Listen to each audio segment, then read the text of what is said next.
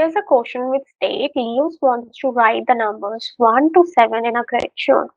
Two consecutive numbers cannot be written into neighboring cells.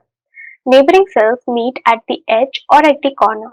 What numbers can she write in the cell marked with question mark?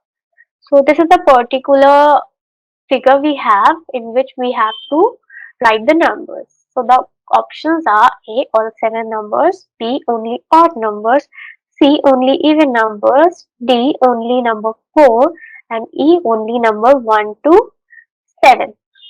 So we already know that neighboring cells meet at the edge or at the corner. So let's see, out of 1 and 7, all neighboring numbers will be 2, 3, 4, 5, 6, which have their number to their right and left as well. So the only numbers left which don't have any neighboring or only have one neighboring are 1 and 7. So particularly only number 1 and 7 can go to that question mark. So the correct option for this will be option E. Thank you.